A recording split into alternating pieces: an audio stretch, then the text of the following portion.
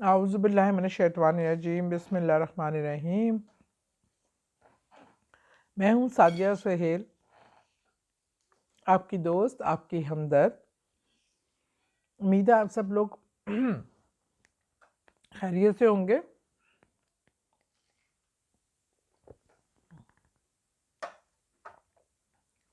मैं भी ठीक ठाक हूँ।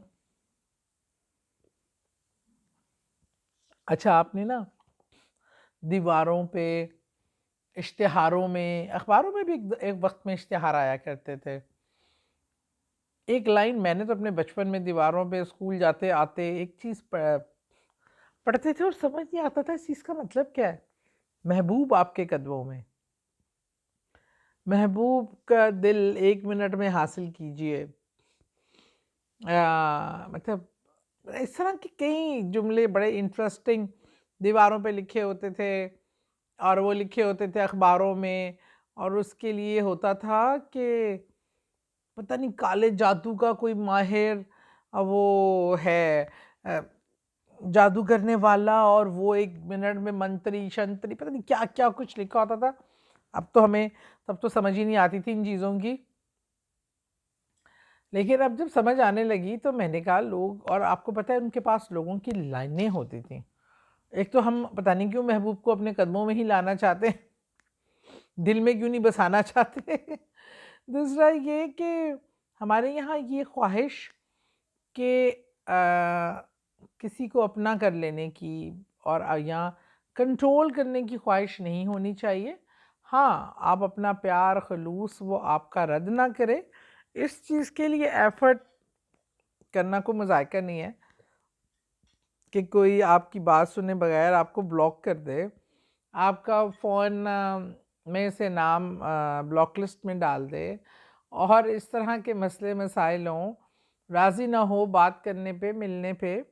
क्योंकि समटाइम बाज़ लोग इस तरह का अजीब व गरीब पर्सनैलिटी उनका इशू होता है, और इंसान का दिल ऐसा है कि वो बस जब आ जाता है किसी पे तो वो उसकी अच्छाइयाँ बुराइयाँ नहीं देखता, बस आ जाता है, और वो जो है ना उसका रुझान होता है कि बस ये मुझे मिल जाए। बहरहाल मैं ये समझती हूँ कि किसी भी ऐसी ख्वाहिश के पीछे इस तरह नहीं भागना चाहिए। अल्लाह के बारगाह में अल्लाह के कलाम से मदद लेके आपको तलब करना चाहिए, और फिर अल्लाह की रज़ा पे छोड़ देना चाहिए। मैंने अपनी सारी ज़िंदगी में यही देखा है, जो अल्लाह ताला करते हैं वही हमारे लिए बेहतरीन होता है। बेहतर भी नहीं, बेहतरीन होता है।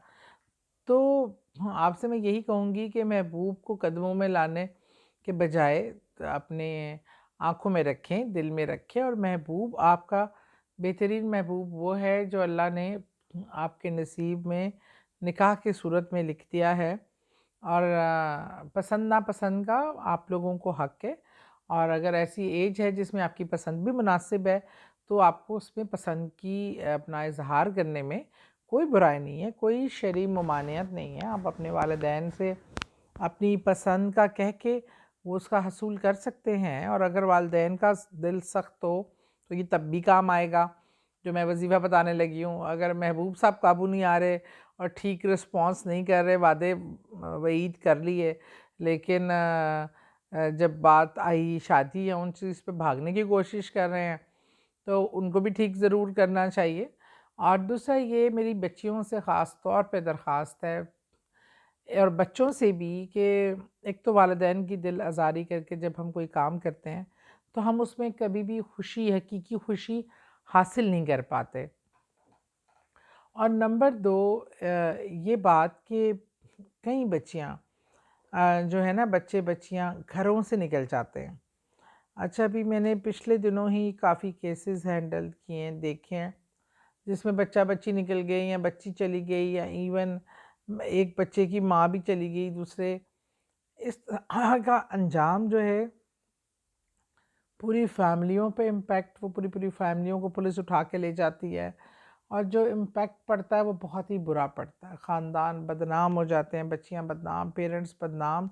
इस किस्म के किसी किसी अमल को आप बिल्कुल ना उसकी तरफ तवज्जो दें, और ऐसी कोई हरकत करने का कभी सोचे भी ना।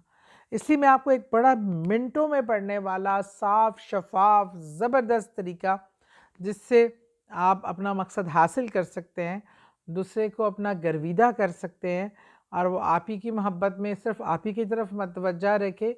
ये सारी बहनों के लिए जो अपने शौहर के फ़ोन चेक करती रहती हैं, और तमाम शौहरों के लिए जो अपनी बीवियों को लेके मुख्तलिफ वहमों में मुब्तला रहते हैं, तो उनके लिए ख़ास तौर पे और आम तौर पे जो बच्चियाँ बच्चे शादी की उम्रों को हैं और कोई पसंद नापसंद रखते हैं, तो उसके लिए ये बहुत ज़बरदस्त वजीफ़ा है, बहुत जल्दी और बहुत छोटा है। इसमें ये है कि आपने जिसके लिए ही करना है कि वो आपके काबू रहे और आपकी बात मान ले, और फ़ौरी तौर पे जो है वो मतलब आपकी तरफ राग़िब रहे, तो आपने उसकी, अगर वो सामने बैठा है, आम तौर पे ऐसा मुश्किल हो जाता है, बहरहाल तस्वीर या मोबाइल पे तस्वीर है या वैसे कोई तस्वीर है, उसको सामने रख लें, उसका तसव्वुर या उसको सामने रख लें, और आपने पहले दुरूद पाक तादाद में पढ़ना है, 3 बार पढ़ना है, 5 बार पढ़ना है, या 11 बार पढ़ना है, या 7 बार पढ़ना है। तादाद में दुरूद पाक पढ़ना है, 3 बार सबसे ज़्यादा वो है कि आप 3 बार दुरूद पाक पढ़ लीजिए, और उसके बाद आपने सूरह कुरैश लाइफ क्या कहते हैं, आप सूरह कुरैश जो है वो आपने पढ़नी है 13 बार। 13 बार आपने सूरह कुरैश पढ़नी है, और उस इंसान का, अपने शौहर का, अपनी बीवी का, जिससे मोहब्बत करते हैं, उसका तसव्वुर करके, या तस्वीर या मोबाइल पे कोई तस्वीर भी हो तो आप सामने रख सकते हैं, और उस पे आपने वो तसव्वुर करके पढ़ के उस पे फूंक मार देनी है।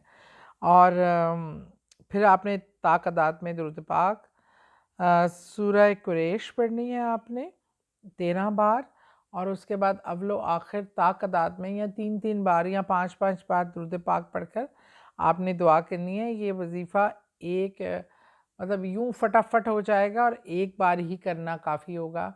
फिर आप देखिएगा, इसका रिज़ल्ट मुझे ज़रूर बताइएगा।